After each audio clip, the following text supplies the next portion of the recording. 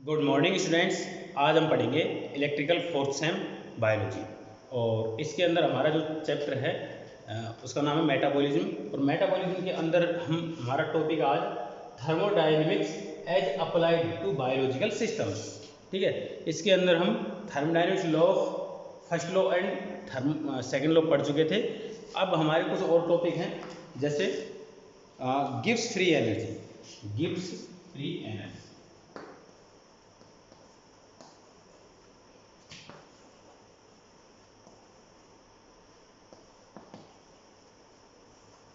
इसको जी से डिनोट किया जाता है। तो देखिए क्या एनर्जी होती है। कोई भी बायोलॉजिकल रिएक्शन को शुरू करने के लिए जितनी मिनिमम एनर्जी की रिक्वायरमेंट होती है उसको बोलते हैं गिब्स फ्री एनर्जी।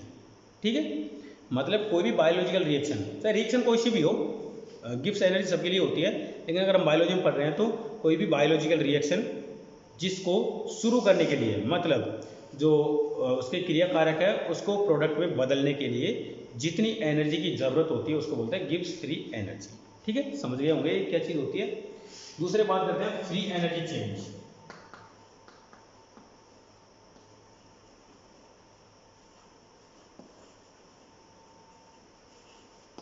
इसको यहाँ पर डेल्टा जी से दिखाते हैं।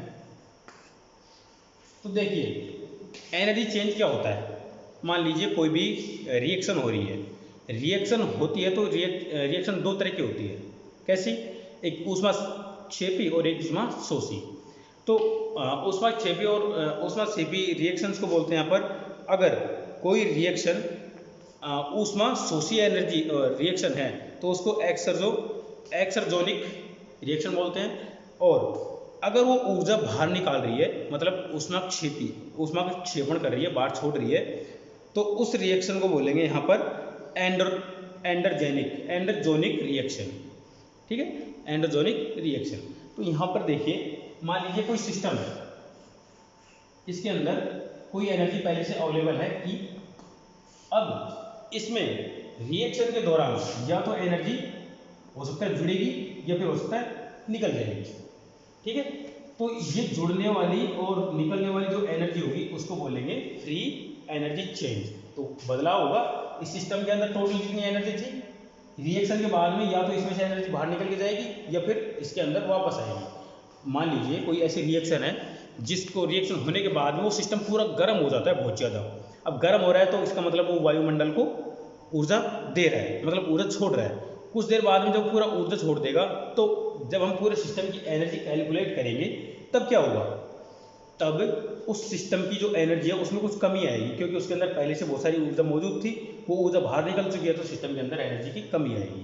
उस टाइम पे हम यहाँ पर माइनस का चिन्ह यूज करेंगे। इस एनर्जी को बोलेंगे एक्सर्जोनिक रिएक्शन। और अगर मान लीजिए कुछ रिएक्शन ऐसी हैं जो रिएक्शन होने के बाद में पूरा सिस्टम बिल्कुल ठंडा हो जाता है, बहुत ज़्यादा ठंडा हो जाता है। ठंडा होने के बाद इसका मैं यहाँ पे एग्जांपल बताता हूँ। जैसे नमक है और पानी है, उन दोनों को मिला देते हैं तो जो नमक का घोल बनता है वो ठंडा हो जाता है। फिर वो वायुमंडल से एनर्जी ग्रहण करता है, मतलब अपने अंदर एनर्जी ले रहा है। इसका मतलब क्या है कि वो अपने अंदर एनर्जी बढ़ा रहा है। अगर एनर्जी बढ़ रही है तो ऐसी रिएक्शन होगी एंडरजेनिक रिएक्शन, मतलब ऊष्माक्षेपी या ऊष्माशोषी अभिक्रिया। ठीक है, अपने अंदर अवशोषण कर रहा है ऊष्मा का बाहर से, वायुमंडल से। तो उसके अंदर यहाँ पर हम प्लस का चिन्ह यूज करेंगे, E प्लस डेल्टा जी। तो ये हो जाएगी सिस्टम की टोटल एनर्जी। ठीक है, तो आप समझ गए होंगे फ्री एनर्जी चेंज क्या होगा। ये जो प्लस माइनस है ये चेंज को दिखाता है, और यहाँ पर डेल्टा जी क्या है, यहाँ पर एनर्जी में परिवर्तन को दिखाता है कि कितना है। ये एक तरह से इसका मैग्नीट्यूड है, और ये प्लस माइनस इसकी डायरेक्शन दिखाता है कि उसमें एंडरजेनिक है या एक्सर्जोनिक है। ठीक है, तो ये हो गया हमारा फ्री एनर्जी चेंज। तीसरा है हमारा पॉइंट एंथैल्पी।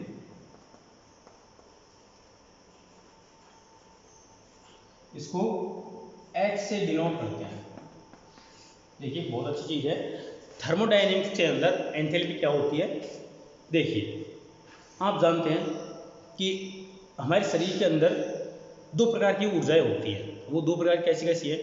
हमारे शरीर के अंदर पहले से कुछ ऊर्जा हमेशा मौजूद रहती है, और जैसे मान लो खाना खाने से पहले हमारे शरीर के अंदर जो ऊर्जा है वो एक तरह से इसकी इंटरनल एनर्जी हो गई, आंतरिक ऊर्जा हो गई, और खाना खाने के बाद में हमने एक्स्ट्रा एनर्जी ग्रहण कर ली तो वो एक्सटर्नल एनर्जी हो गई।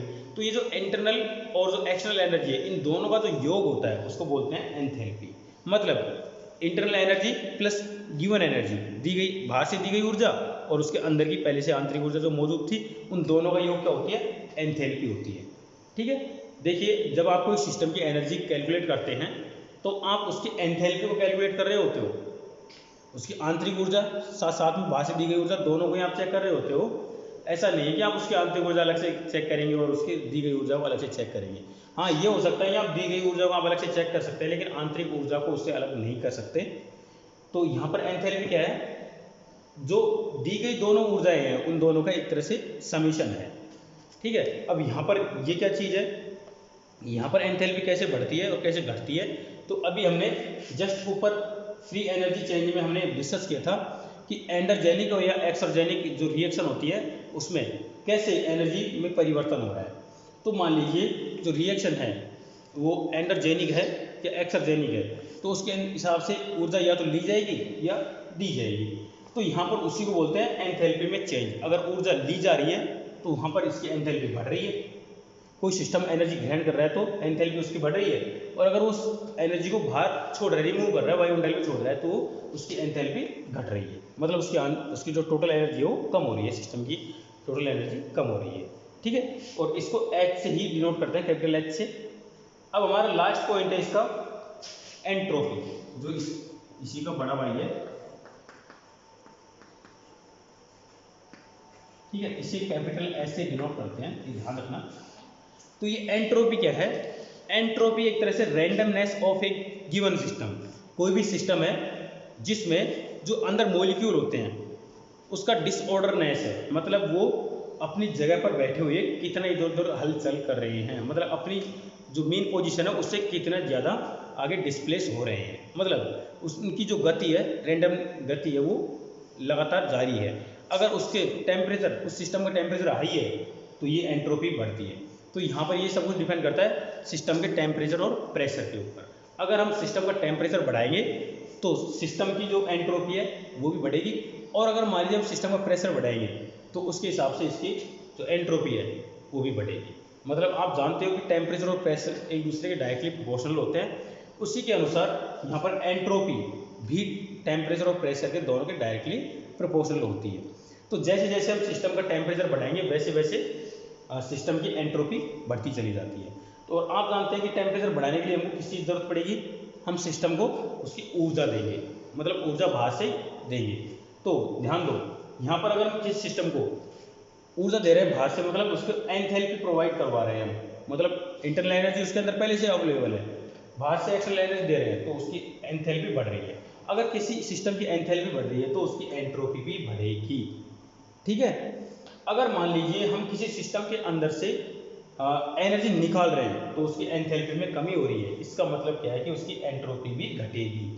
इसका आप एग्जांपल देखिए, आप एक कटोरे में पानी भरकर फ्रिज में रख दीजिए, अब वो कटोरे का जो पानी का जो टेम्परेचर था वो डाउन होगा, मतलब उस पानी में से फ्रिज के द्वारा एनर्जी को खींचा जा रहा है, बाहर निकाला जा रहा है। अब जैसे जैसे उस पानी का टेम्परेचर घटता जाएगा वैसे वैसे क्या होगा, उसकी आंतरिक ऊर्जा कम होती जाएगी, आंतरिक या फिर जो एनर्जी है उसके अंदर वो कम होती जाएगी, मतलब उसकी एंथैल्पी घटती जाएगी। अब एंथैल्पी घट रही है, इसका मतलब क्या है कि उसकी एंट्रोपी भी घटेगी। कैसे घटेगी आपको दिखाता हूँ। देखो, पानी धीरे धीरे उसका टेम्परेचर कम होता क्या होगा, पानी जमने लगेगा, पानी जम लगेगा तो मतलब बर्फ बन जाएगी। अब जो बर्फ है वो क्या होगी, एक तरह से फ्रीज हो जाती है, जम जाती है। अब जम जाएगी तो आप उसके मॉलिक्यूल एक जगह से दूसरी जगह हरकत बिल्कुल नहीं करेंगे, मतलब हिलेंगे डुलेंगे नहीं। आप बर्फ को उल्टा भी कर दीजिए तो भी उसके मॉलिक्यूल वहीं सेट रहेंगे, आप किसी भी कैसे भी कर दीजिए उसके मॉलिक्यूल अपनी जगह पर सेट रहेंगे, अपनी जगह से डिस्प्लेस नहीं होंगे। मतलब उसकी जो रैंडमनेस ऑफ मॉलिक्यूल्स है, या एक तरह से अपने पोजीशन से इधर उधर जो भागने की जो टेंडेंसी है वो कम हो जाती है, धीरे धीरे कम, बिल्कुल खत्म भी हो जाती है अगर एंट्रोपी उसकी जीरो कर दी जाए तो, है ना। एंट्रोपी डिपेंड करती है टेम्परेचर और प्रेशर पर। तो ध्यान दीजिए, सीधी सी बात है, प्रेशर पर ज़्यादा डिपेंड नहीं करती, ज़्यादा प्रेशर पर डिपेंड करती है ओनली टेम्परेचर पर। ठीक है, और हम प्रेशर को यहाँ पर साथ साथ में इंक्लूड इसलिए करते हैं क्योंकि टेम्परेचर प्रेशर के डायरेक्टली प्रोपोर्शनल होता है, तो यहाँ पर एंट्रोपी भी प्रेशर के डायरेक्टली प्रोपोर्शनल होगी। लेकिन इसका ज़्यादा फर्क नहीं पड़ता, फर्क ज़्यादा पड़ता है ओनली टेम्परेचर का। क्योंकि टेम्परेचर ही क्या होता है, देखो टेम्परेचर और प्रेशर दोनों ही किसी लिक्विड है उसके फेज चेंज में दोनों एक तरह से सीधे सीधे भाग लेते हैं, लेकिन इसमें मेन रोल तो फिर भी टेम्परेचर का ही होता है, प्रेशर का भी होता है लेकिन मेन रोल टेम्परेचर का होता है। तो टेम्परेचर का रोल है तो यहाँ पर एंट्रोपी में भी इसका मेन रोल होने वाला है। तो ये हो गया हमारा क्या, thermodynamics as applied to biological systems. तो बायोलॉजिकल सिस्टम के अंदर हमने ये चार चीज़ें पढ़ी। इससे पहले हमने जो थर्मोडायनेमिक्स लॉ पढ़े थे, फर्स्ट लॉ और सेकंड लॉ ऑफ थर्मोडायनेमिक्स, ठीक है। अब हमारा नेक्स्ट टॉपिक है स्पॉन्टेनिटी। स्पॉन्टेनिटी मैं इसको मिटा रहा हूँ।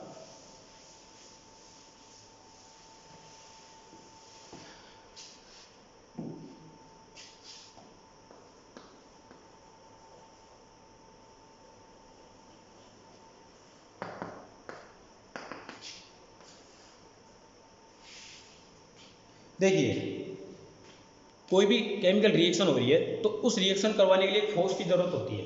वो फोर्स किसी भी तरह का हो सकता है, मान लो फोर्स एंजाइम ने लगाया हो, या फिर जो दोनों क्रियाकारक है वही दोनों इतने एक्टिव हैं कि दोनों एक दूसरे नज़दीक आते हैं, अपनी रिएक्शन खुद करने जा रहे हैं। इसका मतलब उनके अंदर इतनी एनर्जी अवेलेबल है कि वो अपनी रिएक्शन सेल्फ तरीके से कर सके, है ना। इस तरह से हर एक रिएक्शन को शुरू होने के लिए कुछ फोर्स की ज़रूरत होती है। और यहाँ पर हम बात करते हैं स्पॉन्टेनिटी की, तो यहाँ पर ऐसे क्रियाकारक या ऐसे क्रियाकारक जो साथ में आने वाले दोनों क्रियाकारक एक साथ जुड़ते ही तुरंत प्रोडक्ट बदलने की टेंडेंसी रखते हैं, उनको बोलते हैं हम स्पॉन्टेनिटी। मतलब जैसे ही दोनों क्रियाकारक एक दूसरे के संपर्क में आएंगे, आते आते तुरंत ही बिना टाइम खर्च किए प्रोडक्ट में चेंज हो जाएंगे, तो इसी को बोलते हैं स्पॉन्टेनिटी, ठीक है। इनका जो गुण होता है इसको स्पॉन्टेनिटी बोलते हैं। और यहाँ पर जो रिएक्शन होती है उसको बोलते हैं स्पॉन्टेनियस रिएक्शन। मतलब इस रिएक्शन में टाइम बिल्कुल भी वेस्ट नहीं होता, ठीक है। तो इसका आप एग्जांपल देखोगे तो मैं आपको बता देता हूँ। जैसे हीमोग्लोबिन और जो कार्बन डाइऑक्साइड गैस, इसकी और इसका एक दूसरा रिएक्शन हो रहा है हीमोग्लोबिन और ऑक्सीजन, इनकी रिएक्शन। तो देखो बहुत कम टाइम लगता है, नैनो सेकेंड में ये रिएक्शन होती है। हमारे जो ब्लड सेल्स है या ब्लड सेल्स हैं जिसके अंदर पाई जाती है हीमोग्लोबिन जैसे ही ऑक्सीजन के संपर्क में आते हैं तुरंत जुड़ जाती है, और जुड़ने के बाद वहाँ से चल देती है और कोशिकाओं के अंदर पहुँचती है। वहाँ जाकर तुरंत ऑक्सीजन को छोड़ती है और कार्बन डाइऑक्साइड से रिप्लेस कर लेती है। कार्बन डाइऑक्साइड गैस उसको पकड़कर फिर से फेफड़ों में आ जाती है ना। और वहाँ पर वो आते ही कार्बन डाइऑक्साइड को छोड़ देती है, ऑक्सीजन को पकड़ लेती है। ये रिएक्शन लगातार चलती रहती है। मतलब वहाँ पर टाइम बहुत कम खर्च हो रहा है रिएक्शन को होने में। तो ऐसा क्यों हो रहा है? तो ऐसा इसलिए है कि यहाँ पर जो हीमोग्लोबिन है और ऑक्सीजन और कार्बन डाइऑक्साइड गैस, ये दोनों किसी रिएक्शन करने के लिए दोनों ही लालायित होते हैं। मतलब ये जो क्रियाकारक है ये इतने चालाक हैं, मतलब इतने तेज है कि जैसे ही एक दूसरे के संपर्क में आए तुरंत रिएक्शन कर लेते हैं। ऐसा नहीं है लोहे की जंग की तरह कि दोनों एक दूसरे के संपर्क में आएंगे, फिर इसमें धीरे धीरे टाइम लगेगा, फिर महीने 6 महीने साल भर में जाके इनमें रिएक्शन होगी, है ना। तो जंग एक बहुत स्लो प्रोसेस है, स्लो रिएक्शन है। यहाँ पर स्पॉन्टेनिटी में जो रिएक्शन होती है उनकी प्रोसेस बहुत ज़्यादा फास्ट होती है, इतनी फास्ट होती है कि उसकी जो टाइमिंग की कैलकुलेशन है उसको करना लगभग इम्पॉसिबल होता है, ठीक है। तो ये हो गया। अब देखिए यहाँ पर हम कुछ चीज़ों के बारे में बात करते हैं, जैसे डेल्टा जी। इसके बारे में मैंने आपको बताया कि change in gives free energy for a reacting system. एक रिएक्टिंग सिस्टम के अंदर डेल्टा जी क्या होती है, गिव्स फ्री एनर्जी में चेंज है। डेल्टा एच यूज किया जाता है change in enthalpy for a given reaction. एक रिएक्शन के दौरान किसी भी सिस्टम की एंथैल्पी में परिवर्तन, ये क्या होता है मैंने आपको बताया था इसके बारे में। इसी तरह से डेल्टा एस, ये एंट्रोपी में चेंज है किसी स्पेसिफिक टेम्परेचर पर। और टी क्या है, एब्सोल्यूट टेम्परेचर। ये एब्सोल्यूट टेम्परेचर का मतलब है केल्विन में हम इसके टेम्परेचर को मापेंगे, ठीक है। तो यहाँ पर अब इन तीन चीज़ों से हम पता लगाएंगे कि यहाँ पर अगर मान लीजिए ये पॉजिटिव है या नेगेटिव है, ये पॉजिटिव है नेगेटिव, जिसकी वजह से जो रिएक्शन है वो स्पॉन्टेनियस है या नहीं है। तो देखिए सबसे पहले मैं एक तरफ डेल्टा एच लिखता हूँ, एक तरफ डेल्टा एस लिखता हूँ, एक तरफ डेल्टा जी लिखता हूँ, ये तीनों चीज़ लिखता हूँ ना। अब इनके आधार पर देखिए सबसे पहले नंबर पर अगर मान लीजिए ये पॉजिटिव है, मतलब किसी सिस्टम की एंथैल्पी बढ़ रही है और उसकी एंट्रोपी घट रही है और गिव्स फ्री एनर्जी भी बढ़ रही है, तो यहाँ पर रिएक्शन कैसे होगी बताइए। रिएक्शन कैसे होगी,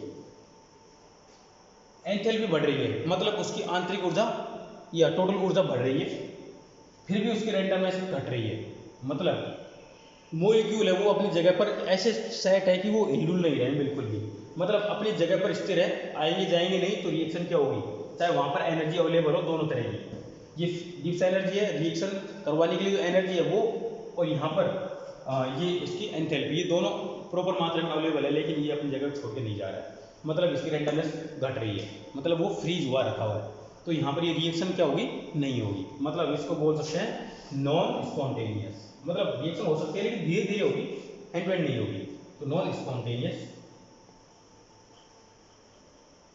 ठीक है, ये रिएक्शन कैसे होगी, नॉन स्पॉन्टेनियस।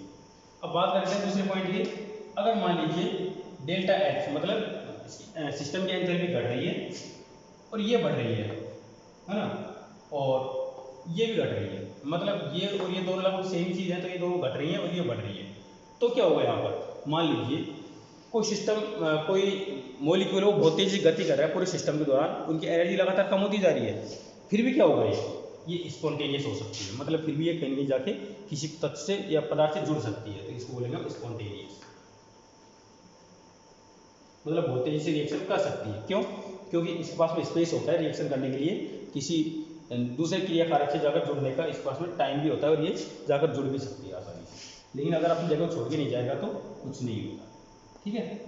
तीसरा देखें यहाँ पर, इसमें कोई ये भी नेगेटिव, ये भी नेगेटिव है ना, और ये पॉजिटिव या नेगेटिव, ये दोनों में से कुछ भी हो सकता है, मतलब एंथैल्पी घट रही है, उसकी एंट्रोपी भी घट रही है, मतलब दोनों फ्रीज हो रहे हैं, ऊर्जा भी कम हो रही है और सिस्टम भी फ्रीज हो रहा है, यहाँ पर गिब्स एनर्जी अवेलेबल भी हो सकती है या नहीं भी हो सकती, तो यहाँ पर क्या होगा, ये तीनों चीज़ें घट रही हैं, तो यहाँ पर देखिए इसकी कंडीशन ये होगी कि हाई टेम्परेचर पर तो ये क्या होगी, नॉन स्पॉन्टेनियस, और लो टेम्परेचर पर स्पॉन्टेनियस होगी, ठीक है, तो हम इसको ले सकते हैं स्पॉन्टेनियस और नॉन स्पॉन्टेनियस, दोनों लिख दिया हमने, ये दोनों तरह की रिएक्शन हो सकती है यहाँ पर, ये डिपेंड करता है इसके ऊपर, ठीक है, क्योंकि ये दोनों तो फ्रीज नहीं है। अब बात करते हैं हम चौथे पॉइंट की, एक सेकेंड,